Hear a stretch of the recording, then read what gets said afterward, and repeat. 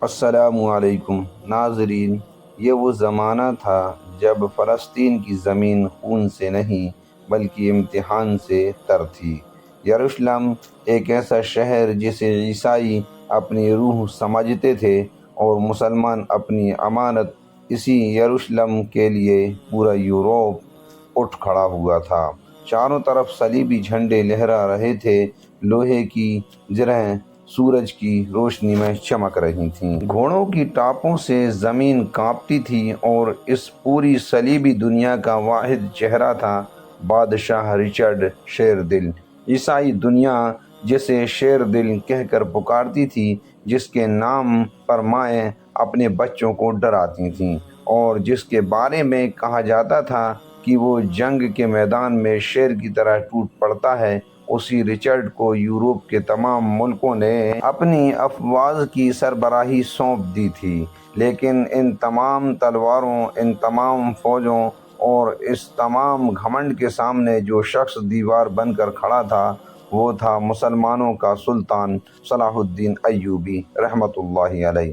ایک ایسا نام جسے سن کر عیسائی جرنیلوں کے چہروں کا رنگ اڑ جاتا تھا، کیونکہ صلاح الدین صرف تلوار نہیں تھا، وہ اخلاق، انصاف اور وقار کا نام تھا۔ اسی ماحول میں ایک دن صلاح الدین ایوبی اپنے سادہ مگر پر وقار خیمے میں تشریف فرما تھے۔ خیمے کے باہر گھوڑوں کی ٹاپوں کی آواز آئی، درباری چوکنے ہو گئے۔ کچھ ہی لمحوں میں ایک عیسائی قاصد خیمے میں داخل ہوا۔ اس کا لباس شاہی تھا، مگر چہرے پر صاف کشمکش تھی۔ اس کی پیشانی پر پسینہ، ہونٹ سوکھے ہوئے اور آنکھوں میں ایک عجیب سا ڈر۔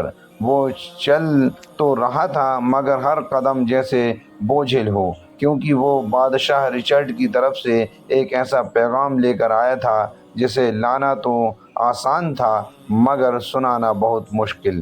قاصد نے ادب سے جھک کر پیغام پیش کیا۔ خیمے میں ایک پل کو خاموشی چھا گئی۔ سلطان صلاح الدین ایوبی نے پیغام لیا۔ وہ نہ جلدی میں تھے، نہ کسی بے چینی میں۔ ہر لفظ ٹھہر ٹھہر کر پڑھا۔ قاصد کی نظریں بار بار سلطان کے چہرے پر جاتیں اور پھر زمین پر جھک جاتیں۔ اسے لگ رہا تھا کہ اب شاید ڈانٹ پڑے گی یا انکار ہوگا، لیکن سلطان نے پیغام پڑھ کر صرف ایک نظر قاصد پر ڈالی، بس ایک نظر، مگر اس نظر نے قاصد کی گھبراہٹ اور بڑھا دی۔ صلاح الدین اس کی ذہنی حالت سمجھ چکے تھے۔ وہ ہلکے سے مسکرائے اور بڑے نرم، خلیق اور پرسکون لہجے میں بولے، بادشاہ رچرڈ سے کہہ دیجئے کہ ہمیں ان کی درخواست منظور ہے۔ قاصد کو یقین ہی نہیں آیا۔ سلطان نے بات جاری رکھی، ہم اپنی فوجی کمانڈروں کو ابھی حکم بھجوا دیتے ہیں۔ پھر آواز میں ہلکی سی سختی آئی، ہمیں یقین ہے کہ 7 دن تک مکمل جنگ بندی کے عارضی معاہدے پر شاہ رچرڈ اور ان کی فوج پوری طرح عمل کریں گے۔ اگر صلیبی افواج کی طرف سے کوئی چھیڑخانی ہوئی تو یہ درخواست فوراً رد کر دی جائے گی۔ قاصد کی سانس جیسے واپس آئی۔ سلطان صلاح الدین ایوبی نے قاصد کو دھیان سے دیکھا اور پھر فرمایا، اور ہاں، ہماری طرف سے شاہ رچرڈ کو مبارکباد بھی پیش کر دینا کہ وہ ایک اہم فریضے سے سبکدوش ہو رہے ہیں۔ یہ سن کر قاصد کے چہرے سے بے چینی غائب ہو چکی تھی۔ وہ سوچ بھی نہیں سکتا تھا کہ مسلمانوں کا سلطان اتنا دریا دل ہوگا۔ دل ہی دل میں وہ سوچنے لگا، اگر یہی درخواست صلاح الدین کی طرف سے رچرڈ کے دربار میں جاتی تو وہ خود کانپ گیا۔ رچرڈ نہ صرف انکار کرتا بلکہ پورے دربار میں مذاق اڑاتا، لیکن صلاح الدین نے فیاضی اور اخلاق کا ایسا نمونہ پیش کیا تھا جس کا تصور بھی اس عیسائی قاصد کے لیے ناممکن تھا۔ جنگ بندی کا اعلان ہوا۔ 7 دن عیسائی کیمپ میں جیسے تہوار اتر آیا۔ شراب کے دور، ناچ گانے، ہنسی ٹھٹا، تھکے ہوئے سپاہی عیش میں ڈوب گئے، اور دوسری طرف صلاح الدین ایوبی کا کیمپ، فجر کی اذان، صفیں قرآن کی تلاوت، زخمی سپاہیوں کی خدمت۔ دونوں کیمپ سامنے سامنے تھے مگر دنیا الگ الگ۔ جنگ بندی کے 7 دن تیزی سے گزر رہے تھے۔ عیسائی کیمپ میں شادی کی تیاریاں دن بدن بڑھتی جا رہی تھیں۔ رنگین کپڑے، سونے چاندی کی سجاوٹ، شراب کے مٹکے اور ناچ گانے کے ریہرسلیں، ہر طرف خوشی کا شور تھا، لیکن اس شور کے پیچھے ایک خاموش ڈر بھی پل رہا تھا۔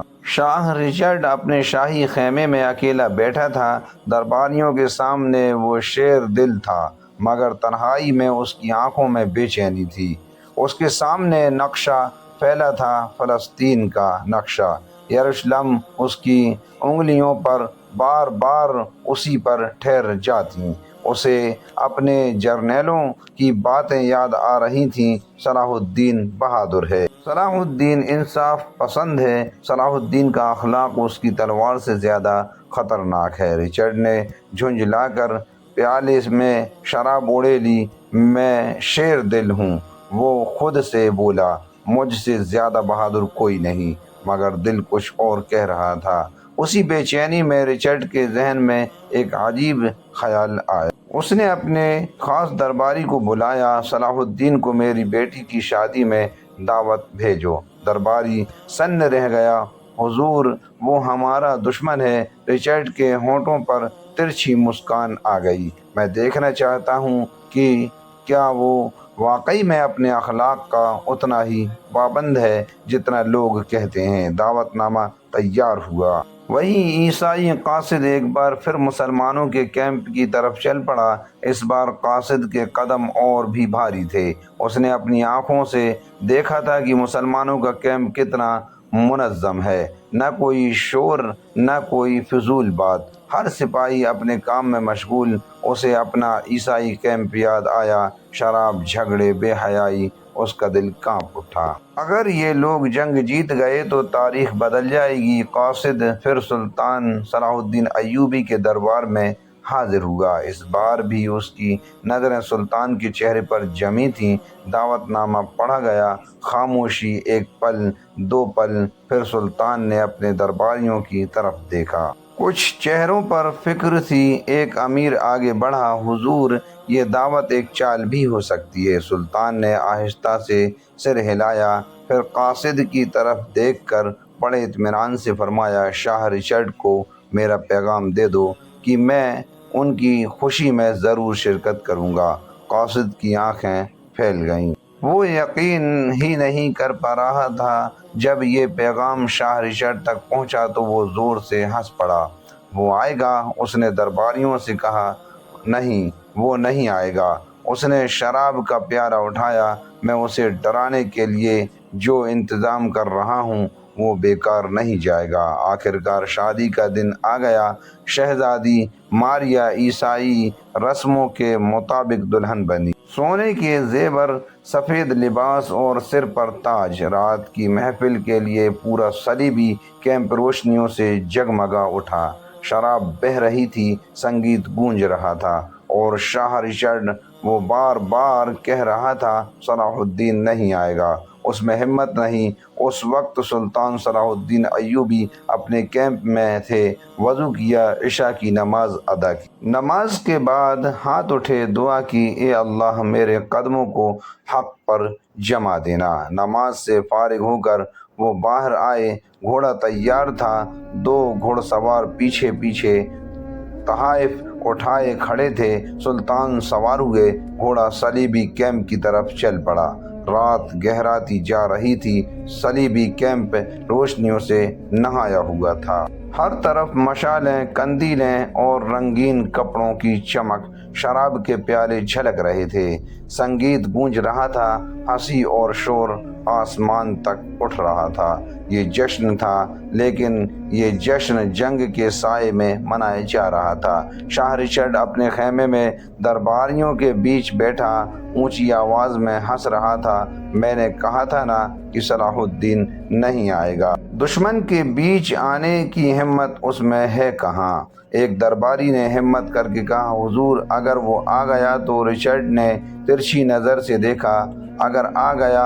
اس نے ہنستے ہوئے کہا، تو میں اسے دکھا دوں گا کہ شیر دل کسے کہتے ہیں۔ اسی لمحے خیمے کے باہر ایک عجیب سی خاموشی چھا گئی، جیسے کسی نے شور کی گردن مروڑ دی ہو۔ پھر حاجب کی آواز گونجی، مسلمانوں کے سلطان صلاح الدین ایوبی تشریف لا رہے ہیں۔ ایک پل کو ہر کوئی سانس لینا بھی بھول گیا، شراب کے پیالے ہوا میں ہی تھم گئے، ناچتے ہوئے قدم جیسے زمین سے چپک گئے۔ شاہ رچرڈ کی ہنسی اچانک اس کے ہونٹوں پر جم گئی، اس کی آنکھیں پھیل گئیں۔ کیا وہ سچ میں آ گیا؟ اس کے منہ سے بس اتنا ہی نکل سکا۔ کچھ ہی لمحوں میں خیمے کا پردہ اٹھا، اندر صلاح الدین ایوبی داخل ہوئے۔ نہ کوئی ہتھیار کی گونج، نہ کوئی شور شرابہ، صرف ایک سلطان سادہ لباس، چہرے پر غضب کا اطمینان، آنکھوں میں بے پناہ سکون۔ ان کے پیچھے دو خادم تھے جو شادی کے تحائف اٹھائے ہوئے تھے۔ تحائف نئی دلہن شہزادی ماریہ کے سامنے رکھے گئے، پھر خادم بنا کچھ کہے خاموشی سے باہر نکل گئے۔ اب صلاح الدین ایوبی اکیلے تھے اور ان کے سامنے پوری عیسائی فوج کا شیر دل، عیسائی سردار جرنیل اکابرین۔ سب کی نظریں ایک ہی شخص پر ٹکی تھیں، یہی وہ آدمی تھا جس کے خلاف وہ لڑ رہے تھے، یہی وہ تھا جسے مارنے کے لیے ہزاروں تلواریں اٹھی تھیں، لیکن وہ کمال کی بے نیازی سے ان کے درمیان بیٹھا تھا۔ نہ کوئی ڈر، نہ کوئی گھبراہٹ، جیسے وہ دشمنوں کے کیمپ میں نہیں، اپنے ہی دربار میں بیٹھا ہو۔ شاہ رچرڈ صلاح الدین کو دیکھ رہا تھا، اس کے دل میں ایک عجیب سی جلن اٹھی۔ یہ آدمی میرے کیمپ میں مجھ سے بھی زیادہ سکون میں کیسے ہے؟ اس نے بات شروع کی، صلاح الدین اب وقت آ گیا ہے کہ آپ جنگ سے دستبردار ہو جائیں۔ صلاح الدین نے بڑے اطمینان سے پوچھا، مگر کیوں؟ رچرڈ کے چہرے پر گھمنڈ آ گیا۔ کیونکہ یروشلم عیسائیوں کا مقدس مقام ہے، پوری عیسائی دنیا اس کے لیے جان دینے کو تیار ہے۔ آپ جیت نہیں سکیں گے اور بے وجہ اپنے سپاہیوں کی موت کی وجہ بنیں گے۔ صلاح الدین ایوبی کا چہرہ بالکل بے تاثر تھا، نہ غصہ نہ تلخی۔ انہوں نے بڑے وقار سے کہا، شاہ رچرڈ، یہ بحث بے وقت اور بیکار ہے۔ آج خوشی کا موقع ہے، فلسطین کا فیصلہ میدان جنگ میں ہوگا۔ اس کے سوا اس مسئلے کا کوئی اور حل نہیں۔ چند روز میں خود وقت بتائے گا کہ کون جیتتا ہے اور کون ہارتا ہے۔ یہ سن کر رچرڈ چپ ہو گیا۔ وہ دیکھ رہا تھا کہ اس کے درباری صلاح الدین کی سنجیدگی اور بے خوفی سے متاثر ہوتے جا رہے ہیں۔ اب رچرڈ نے اپنا آخری ہتھیار آزمانے کا فیصلہ کیا۔ اس نے اشارہ کیا، کچھ ماہر سپاہی آگے آئے، تلواروں کے کرتب وار پلٹ وار، ہوا میں چمکتی دھاریں۔ درباری آہ آہ کر اٹھے۔ رچرڈ نے بڑے فخر سے کہا، صلاح الدین، دیکھا آپ نے، یہ ہیں ہمارے سپاہی، کیا آپ کے سپاہی ان کا مقابلہ کر سکتے ہیں؟ صلاح الدین خاموشی سے اٹھے، کھڑے ہوئے۔ انہوں نے اپنی ہلالی تلوار نیام سے نکالی۔ اس کی آب و تاب سے آنکھیں چوندھیا گئیں۔ صلاح الدین دھیمے سے قدموں سے دلہن شہزادی ماریہ کے پاس پہنچے، نرم آواز میں بولے، شہزادی، کیا میں آپ کا یہ نازک ریشمی دوپٹہ لے سکتا ہوں؟ شہزادی گھبرا گئی، کانپتے ہاتھوں سے اس نے سفید مہین ریشمی دوپٹہ پیش کر دیا۔ صلاح الدین رحمۃ اللہ علیہ نے شکریہ کہا، پھر دوپٹہ ہوا میں اچھالا اور اس سے پہلے کہ وہ زمین کو چھوئے، تلوار چلی، دوپٹہ دو حصوں میں کٹ گیا۔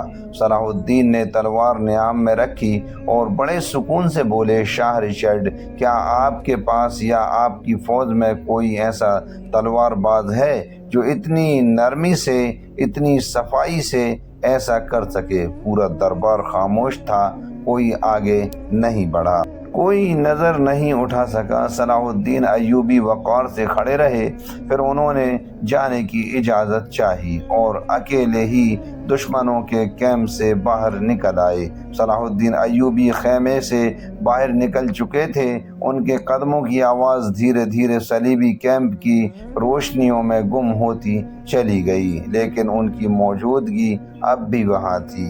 شاہ رچرڈ اب بھی اپنی جگہ پر کھڑا تھا۔ اس کے سامنے وہی دوپٹہ پڑا تھا۔ 2 ٹکڑوں میں وہ دوپٹہ اب صرف کپڑا نہیں تھا، وہ ایک سوال بن چکا تھا۔ دربار میں کوئی بول نہیں رہا تھا، کوئی ہنسی نہیں، کوئی سنگیت نہیں، کوئی شراب کا پیالہ نہیں اٹھا، جیسے پورا جشن ایک ہی لمحے میں دم توڑ چکا ہو۔ رچرڈ نے دھیرے دھیرے اپنی مٹھیاں بھینچ لیں۔ اس کا دل زور زور سے دھڑک رہا تھا۔ وہ سوچ رہا تھا، یہ آدمی نہایت آیا، اکیلا آیا اور میرے پورے دربار کو خاموش کر گیا۔ اس نے اپنے جرنیلوں کی طرف دیکھا، جو لوگ تھوڑی دیر پہلے اس کی بہادری کے قصیدے پڑھ رہے تھے، اب ان کی نگاہیں جھکی ہوئی تھیں۔ کوئی یہ کہنے کی ہمت نہیں کر پا رہا تھا کہ ہم جیتیں گے۔ آخر ایک بوڑھا جرنل آگے بڑھا، اس کی آواز کانپ رہی تھی، حضور، ہم نے آج ایک سپاہی نہیں، ایک سلطان دیکھا ہے۔ رچرڈ نے تیکھی نظر سے دیکھا، تم کہنا کیا چاہتے ہو؟ جنرل نے سر جھکا لیا، ہم تلواروں سے لڑ سکتے ہیں لیکن اخلاق سے نہیں۔ یہ لفظ رچرڈ کے سینے میں تیر کی طرح لگے۔ دوسری طرف شہزادی ماریا اب بھی اپنی جگہ بیٹھی تھی۔ اس کی آنکھوں کے سامنے وہی منظر گھوم رہا تھا، ایک مسلمان سلطان، نرم لہجہ، اجازت مانگنا اور پھر کمال کی مہارت۔ اس نے اپنی سہیلی سے دھیمی آواز میں کہا، اگر یہی لوگ ہمارے دشمن ہیں تو ہم کس سے لڑ رہے ہیں؟ سہیلی کے پاس کوئی جواب نہیں تھا۔ اگلی صبح صلیبی کیمپ پہلے جیسا نہیں تھا۔ شراب کے مٹکے الٹے پڑے تھے، ناچ گانے کی جگہ خاموشی تھی۔ سپاہی آپس میں دھیمی آواز میں بات کر رہے تھے، ہر زبان پر ایک ہی نام تھا، صلاح الدین۔ کوئی اسے بہادر کہہ رہا تھا، کوئی انصاف پسند تو کوئی اللہ کا بندہ۔ ادھر صلاح الدین ایوبی اپنے کیمپ پہ لوٹ چکے تھے، نہ کوئی فخر نہ کوئی دکھاوا۔ وہ سیدھے نماز کے لیے کھڑے ہو گئے، سجدے میں ان کے ہونٹ ہلے۔ اے اللہ، اگر یہ عزت تیری طرف سے ہے تو اسے میری آزمائش نہ بنا دینا، اور اگر میرے اندر ذرا سا بھی تکبر آ جائے تو توڑ دینا۔ یہ تھا ایک سلطان کا ڈر اللہ سے۔ اسی رات شاہ رچرڈ سو نہیں سکا۔ بار بار وہی منظر اس کی آنکھوں میں آتا، دوپٹہ، تلوار اور وہ سکون۔